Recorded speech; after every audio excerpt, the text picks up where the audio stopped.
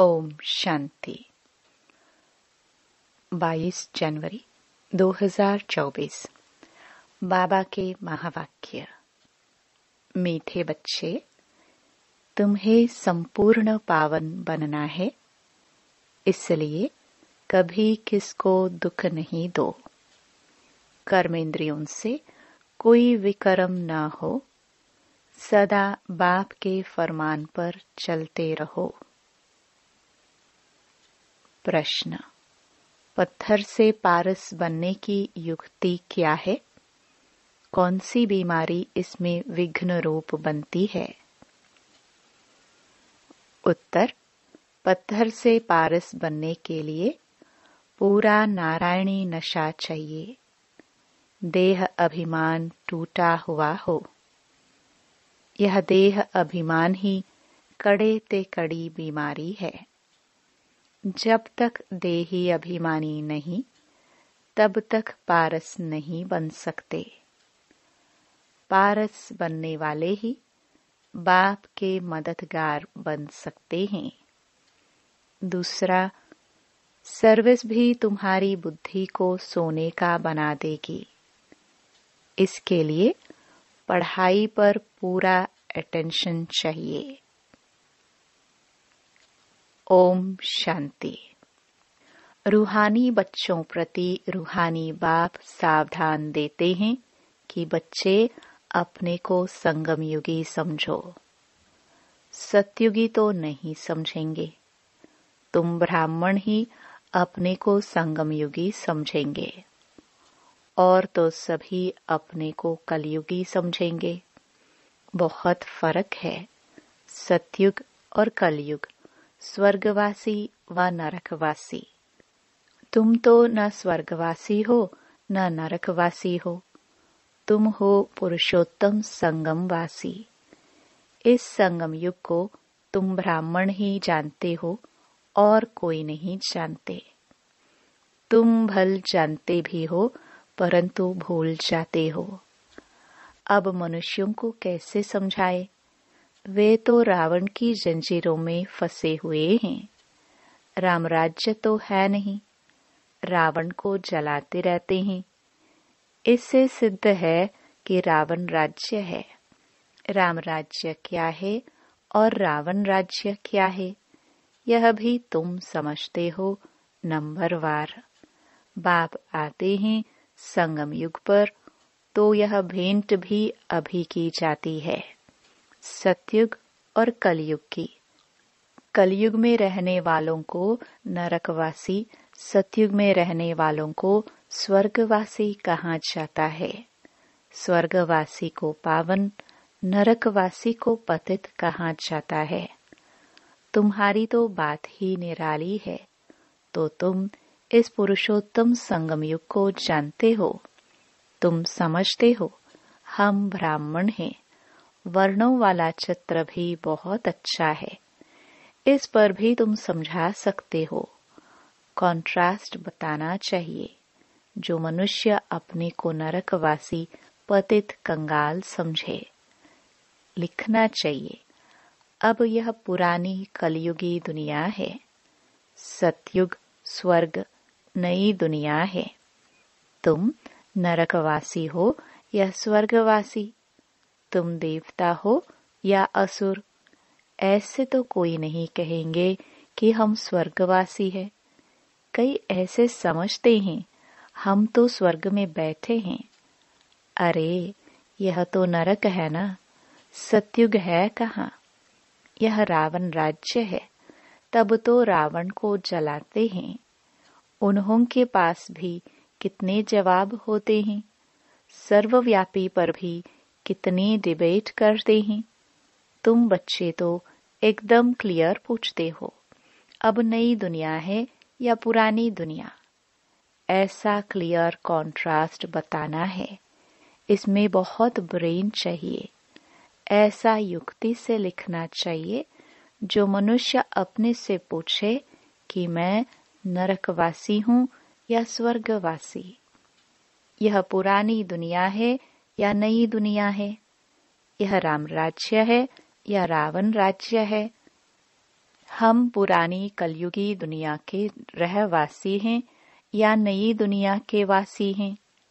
हिंदी में लिखकर फिर अंग्रेजी गुजराती में ट्रांसलेट करे तो मनुष्य अपने से पूछे कि हम कहाँ के रहवासी हैं। कोई शरीर छोड़ते हैं तो कहते हैं स्वर्ग पधारा, लेकिन स्वर्ग अभी है कहाँ? अभी तो कलयुग है। जरूर पुनर्जन्म भी यहाँ ही लेंगे ना। स्वर्ग तो सतयुग को कहा जाता है, वहाँ अभी कैसे जाएंगे? यह सब विचार सागर मंथन करने की बातें हैं। ऐसे क्लियर कॉन्ट्रास्ट हो, उसमें लिख दो भगवानुवाच। हर एक अपने से पूछे, मैं सतयुगी रामराज्य निवासी हूँ या कलयुगी रावण राज्य का निवासी हूँ? तुम ब्राह्मण हो संगमवासी, तुमको तो कोई जानते ही नहीं। तुम हो सबसे न्यारे। तुम सतयुग कलयुग को यथार्थ जानते हो। तुम ही पूछ सकते हो कि तुम विकारी भ्रष्टाचारी हो या निर्विकारी श्रेष्ठाचारी हो। यह तुम्हारा किताब भी बन सकता है। नई नई बातें निकालनी पड़े ना, जिससे मनुष्य समझे कि ईश्वर सर्वव्यापी नहीं है। तुम्हारी यह लिखत देख आप ही अंदर से पूछेंगे। इसको आयरनेज तो सब कहेंगे। सतयुगी डेटी राज्य तो इनको कोई कह न सके। यह हेल है या हेवन, ऐसी फर्स्ट क्लास लिखत लिखो कि मनुष्य अपने को समझ जाए कि हम बरोबर नरकवासी पतित हैं। हमारे में दैवी गुण तो है नहीं। कलयुग में सतयुगी कोई हो न सके। ऐसे विचार सागर मंथन कर लिखना चाहिए। जो ओटे सो अर्जुन। गीता में अर्जुन का नाम दिया है। बाबा कहते हैं, यह जो गीता है उसमें आटे में लून नमक है। लून और चीनी में कितना फर्क है? वह मीठा, वह खारा। श्री कृष्ण भगवानुवाच लिखकर गीता ही खारी करती है। मनुष्य कितना दलदल में फंस पड़ते हैं। बेचारों को ज्ञान के राज का भी पता नहीं है।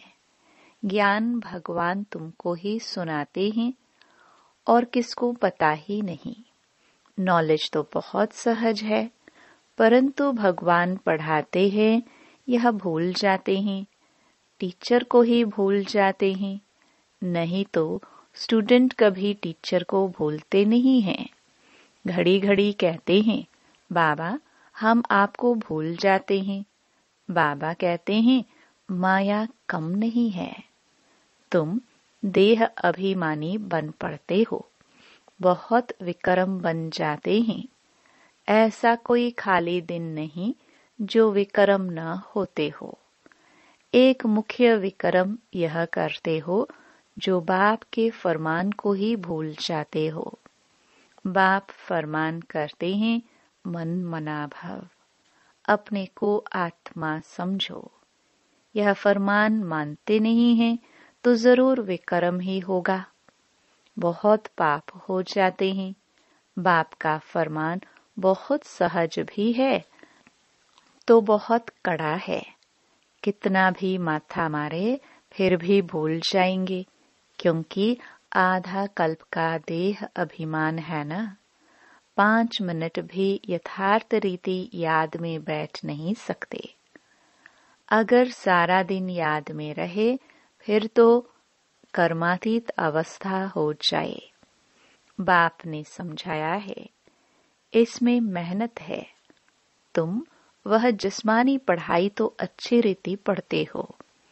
हिस्ट्री ज्योग्राफी पढ़ने की कितनी प्रैक्टिस है, परंतु याद की यात्रा का बिल्कुल ही अभ्यास नहीं। अपने को आत्मा समझ बाप को याद करना, यह है नई बात। विवेक कहता है, ऐसे बाप को तो अच्छी रीति याद करना चाहिए। थोड़ा टाइम निकाल रोटी टुकड़ा खाते हैं, वह भी बाबा की याद में। जितना याद में रहेंगे उतना पावन बनेंगे।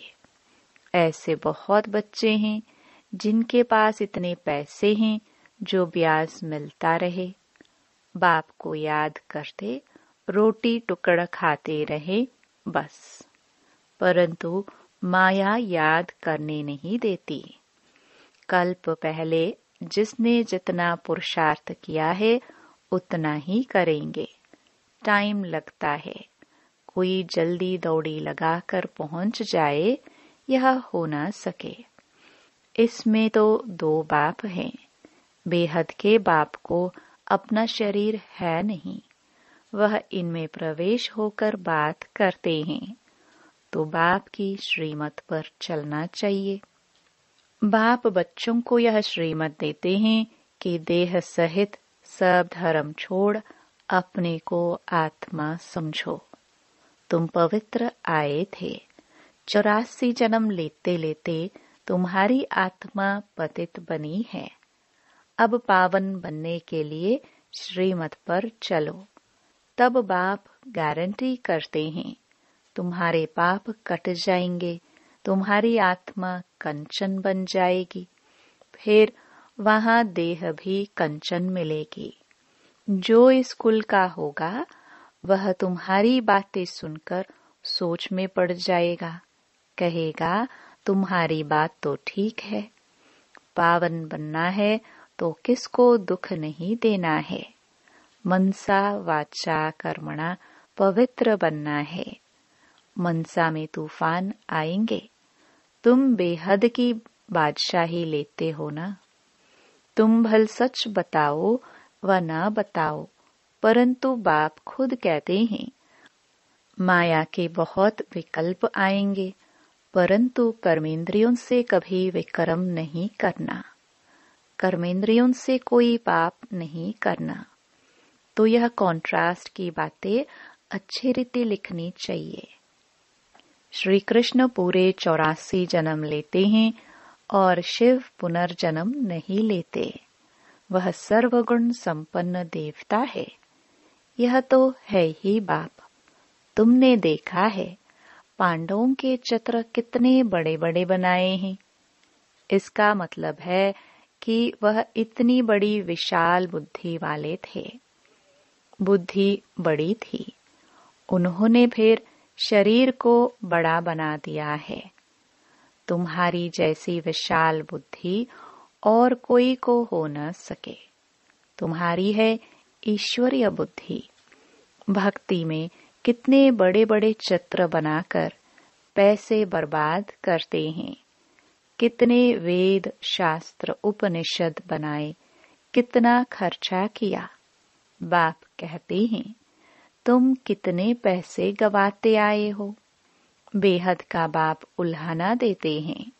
तुम फील करते हो बाबा ने पैसे बहुत दिए, राजयोग सिखलाकर राजाओं का राजा बनाया। वह जिस्मानी पढ़ाई पढ़कर बैरिस्टर आदि बनते हैं। फिर उससे कमाई होती है, इसलिए कहा जाता है नॉलेज सोर्स ऑफ इनकम है। यह ईश्वरीय पढ़ाई भी सोर्स ऑफ इनकम है, जिससे बेहद की बादशाही मिलती है। भागवत रामायण आदि में कोई नॉलेज नहीं है। एम ऑब्जेक्ट ही कुछ नहीं। बाप जो नॉलेजफुल है वह बैठ तुम बच्चों को समझाते हैं। यह है बिल्कुल नई पढ़ाई। वह भी कौन पढ़ाते हैं? भगवान नई दुनिया का मालिक बनाने के लिए पढ़ाते हैं। इन लक्ष्मी नारायण ने यह पढ़ाई से ऊंच पद पाया है। कहाँ राजाई, कहाँ प्रजा। कोई की तकदीर खुल जाए तो बेड़ा पार है। स्टूडेंट समझ सकते हैं कि हम पढ़ते हैं फिर पढ़ा सकते हैं व नहीं। पढ़ाई पर पूरा अटेंशन रखना चाहिए। पत्थर बुद्धि होने के कारण कुछ भी समझते नहीं हैं। तुमको बनना है सोने की बुद्धि। वह उन्हों की बनेगी जो सर्विस में रहेंगे। बैज पर भी किसको समझा सकते हो। बेहद के बाप से बेहद का वर्षा लो। भारत स्वर्ग था ना, कल की बात है। कहाँ 5000 वर्ष की बात, कहाँ लाखों वर्ष की बात। कितना फर्क है। तुम समझाते हो तो भी समझते नहीं हैं, जैसे बिल्कुल ही पत्थर बुद्धि हैं। यह बैज ही तुम्हारे लिए जैसे एक गीता है। इसमें सारी पढ़ाई है। मनुष्य को तो भक्ति मार्ग की गीता ही याद रहती है। अभी तुम जो बाप द्वारा गीता सुनते हो, उससे तुम 21 जन्म के लिए सद्गति को पाते हो। शुरू शुरू में तुमने ही गीता पढ़ी है, पूजा भी तुमने ही शुरू की है। अब पुरुषार्थ कर गरीबों को भक्ति मार्ग की जंजीरों से छुड़ाना है। कोई ना कोई को समझाते रहो, उसमें से 1-2 निकलेंगे। अगर 5-6 इकट्ठे आते हैं तो कोशिश कर अलग अलग फॉर्म भराए, अलग अलग समझाना चाहिए। नहीं तो उन्हों में एक भी ऐसा होगा तो औरों को खराब कर देगा। फॉर्म तो जरूर अलग भराओ। 1-2 का देखेंगे भी नहीं तो वह समझ सकेंगे। यह सब युक्तियां चाहिए, तब तुम सक्सेसफुल होते जाएंगे। बाप भी व्यापारी है। जो होशियार होंगे वह अच्छा व्यापार करेंगे। बाप कितना फायदे में ले जाते हैं। झुंड इकट्ठा आए तो बोलो फॉर्म अलग अलग भरना है। अगर सब रिलीजियस माइंड हो तो इकट्ठा बिठाकर पूछना चाहिए, गीता पढ़ी है? देवताओं को मानते हो? बाबा ने कहा है भक्तों को ही सुनाना है। हमारे भक्त और देवताओं के भक्त वह जल्दी समझेंगे। पत्थर को पारस बनाना कोई मासी का घर नहीं है। देह अभिमान कड़े ते कड़ी बहुत गंदी बीमारी है। जब तक देह अभिमान नहीं टूटा है, तब तक सुधरना बड़ा मुश्किल है। इसमें तो पूरा नारायणी नशा चाहिए। हम अशरीरी आए, अशरीरी बनकर जाना है। यहाँ क्या रखा है? बाप ने कहा है मुझे याद करो। इसमें ही मेहनत है, बड़ी मंजिल है। चलन से मालूम पड़ता है यह अच्छे मददगार बनेंगे, कल्प पहले मिसल। अच्छा, मीठे मीठे सिखिलदे बच्चों प्रति मात पिता बाप दादा का याद प्यार और गुड मॉर्निंग। रूहानी बाप की रूहानी बच्चों को नमस्ते। धारणा के लिए मुख्य सार। पहला, मनसा वाचा कर्मणा पवित्र रहना है। कर्मेंद्रियों से कोई विकर्म न हो, इसकी संभाल करनी है। आत्मा को कंचन बनाने के लिए याद में जरूर रहना है। दूसरा, देह अभिमान की कड़ी बीमारी से छूटने के लिए नारायणी नशे में रहना है। अभ्यास करो, हम अशरीरी आए थे, अब अशरीरी बनकर वापस जाना है।